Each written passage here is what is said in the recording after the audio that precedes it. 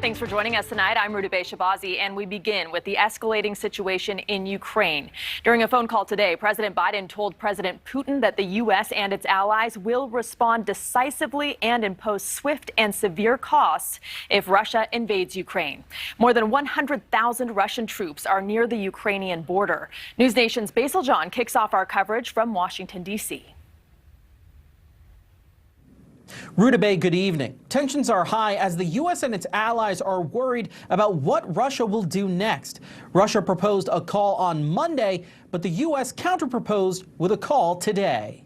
President Joe Biden and Russian President Vladimir Putin spoke for more than an hour about the continuing Russian military buildup on the Ukrainian border.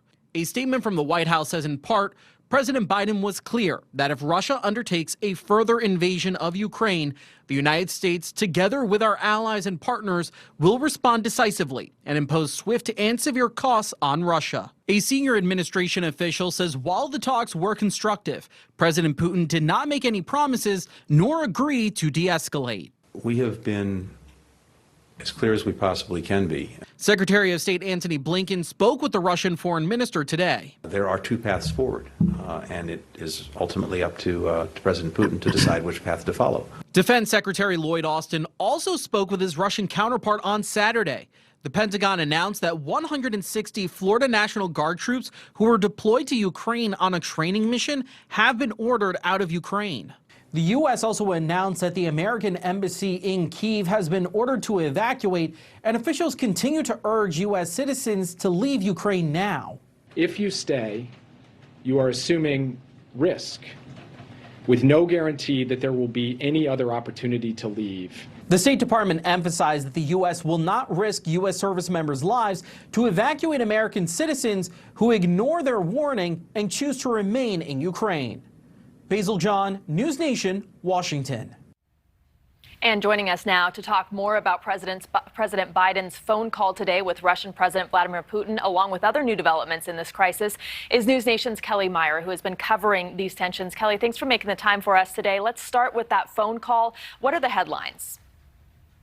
Well, thanks, Rudabeh. This high-stakes call lasted about an hour. Senior administration officials telling NewsNation the call was substantive and professional, but that it's still unclear whether Russia will still take this diplomatic off-ramp here, saying Putin could still take military action. President Biden warning, should Russia continue down that path, the U.S. and allies will, quote, respond decisively and impose swift and severe costs. Biden told Putin the U.S. is still open to diplomacy, but, quote, we are equally prepared for other scenarios. What we're hearing from the Kremlin tonight is that the U.S. failed to address Russia's concern, but the two presidents did both agree that the teams would stay engaged in the coming days.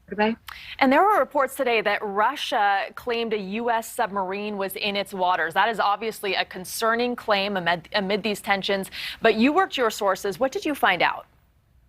Well, that's right. A Russian news agency is reporting a Russian naval vessel chased away a U.S. submarine in its waters in the Pacific. Moscow accusing Washington of breaking international law and creating a national security threat over this incident. The Pentagon telling us tonight there is, quote, no truth to these claims, saying they won't comment on the precise location of U.S. submarines, but that they do fly, sail, and operate safely in international waters. Rudabeh? And Kelly, Putin seems to be making his rounds here, also meeting with other world leaders, even as his troops are basically surrounding Ukraine. Are these talks expected to go anywhere? Well, we saw this week with the French President Emmanuel Macron. That seemed to show some progress. Macron saying Putin told him he was going to bring troops back from Belarus once they finished that joint exercise. Then Russia going back and saying that's not true. They wouldn't be making deals with Paris. So these talks just keep going in circles here, Rudabeh, because they're not meeting Putin's core demand, which is that Ukraine never be admitted into NATO. And that's something U.S. and allies have said is off the table. All right, Kelly Meyer for us. Such thorough reporting. Thank you so much. And we'll be joining you again in the next hour. Thanks for watching. Click the red subscribe button below so you can get more of NewsNation's fact-driven, unbiased coverage.